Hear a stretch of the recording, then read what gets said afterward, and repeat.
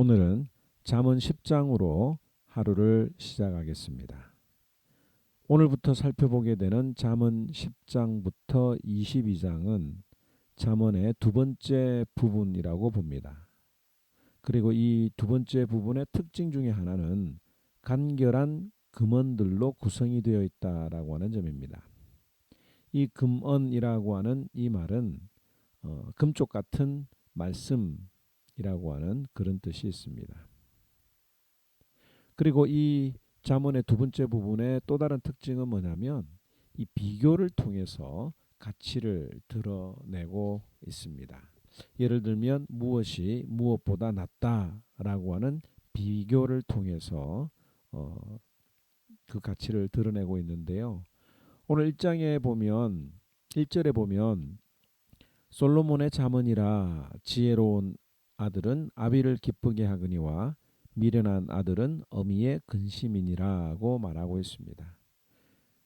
이 잠언의 두 번째 내용의 큰 주제는 뭐냐면 이 지혜로운 아들과 미련한 아들의 비교에 관한 것입니다.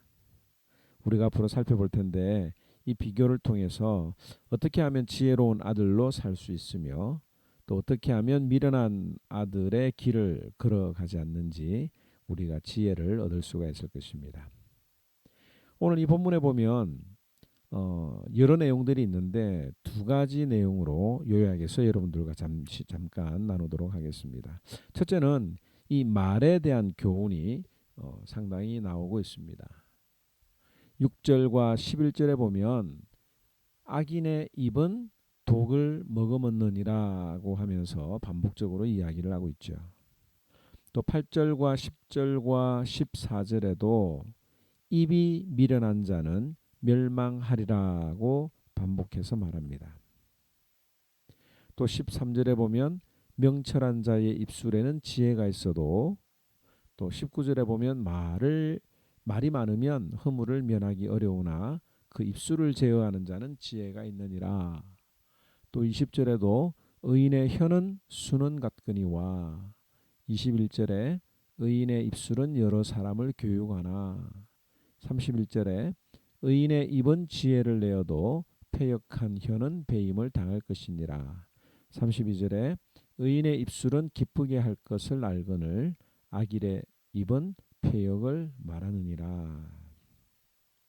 오늘 이 잠언 10장에 나오는 내용 중에 가장 큰 중심 내용은 말이라고 볼 수가 있습니다. 여러분들 우리가 말을 하고 난 다음에 후회한 일이 얼마나 많이 있습니까? 그만큼 힘들고 어려운 일이죠. 야고보서에서도 말하기를 사람이 죽고 사는 것은 입술의 열매라고 말합니다. 뿐만 아니라 큰 배를 조정하는 것이 작은 키로 조정을 하듯이 이 사람을 조정하는 것도 혀라고 이야기를 했습니다. 그러므로 내가 어떤 말을 하느냐에 따라서 내가 누구인지 드러나게 되는 거죠. 그런데 문제는 이 혀는 길들일 수가 없다는 점입니다. 여러분들 TV나 이런 어떤 공연들을 보면 이 모든 생물들을 훈련을 시켜서 길들이는 장면을 볼 수가 있습니다. 예전에 보니까 물고기들도 그 수족관에서 농구하는 뭐 그런 어떤 장면들도 볼 수 있는데요. 사람들은 정말 기발해서 작은 곤충들까지도 또 이렇게 길을 들인다고 볼 수가 있죠. 그런데 이 혀만큼은 사람이 자신의 혀만큼은 길들일 수 없다고 말을 합니다. 절망적인 내용이죠. 우리의 혀를 길들일 수 없다고 하면 우리는 어떻게 해야 되겠습니까? 이사야 50장 4절에 있는 말씀으로 여러분들에게 해답을 드리려고 합니다.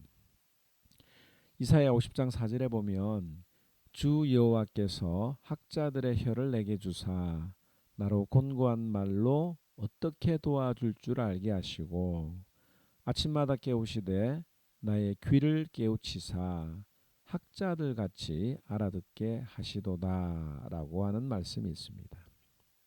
오늘 이 말씀을 생각을 하면서 어떻게 하면 다른 사람을 도울 수 있을까에 대해서 생각하고 고민하고 기도하는 것이 우리의 혀를 길들이는 좋은 훈련 방법이라고 볼 수가 있죠.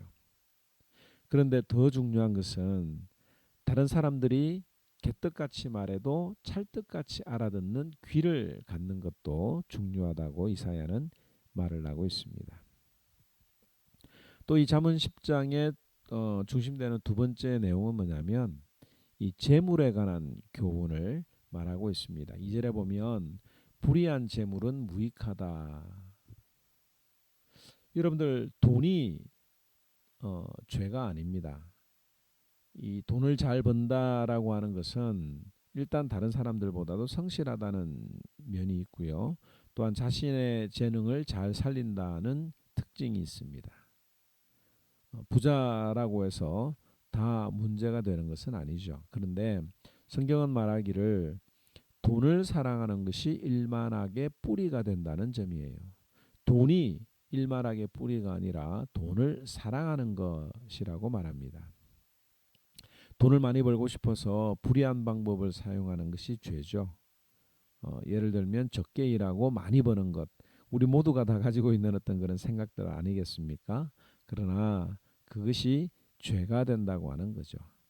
그래서 성경은 우리들에게 성실해야 할 것을 가르칩니다. 4절에 보면 손을 게으르게 놀리는 자는 가난하게 되고 손이 부지런한 자는 부하게 되느니라. 여름에 거두는 자는 지혜로운 아들이나 추수 때에 자는 자는 부끄러움을 끼치는 아들이니라. 그러므로 신자들은 성실하게 열심히 일하고 정당한 대가를 받는 것을 하나님이 기뻐하시는 일이라고 생각을 해야 합니다. 22절에 보면 여호와께서 주시는 복은 사람을 부하게 하고 근심을 겸하여 주지 아니하신다.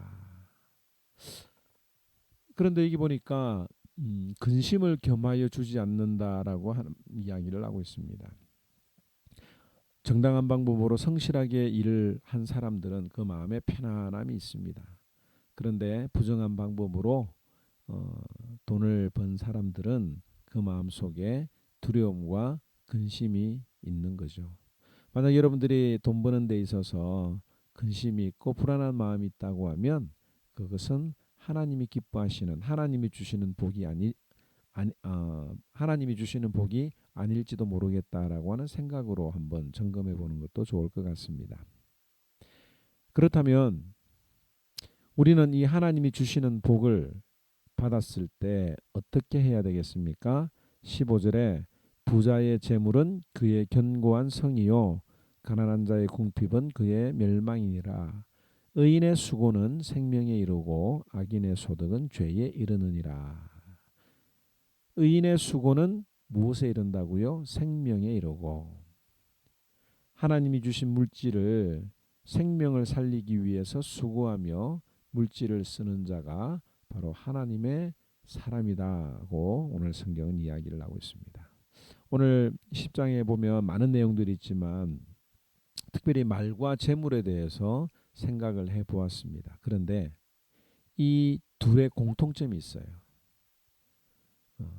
이 말과 재물에 대한 성경이 말하고 있는 공통점은 뭐냐면 사람을 살릴 수도 있고 죽일 수도 있다는 겁니다. 내 말로 사람을 살리기도 하고 사람을 죽이기도 합니다.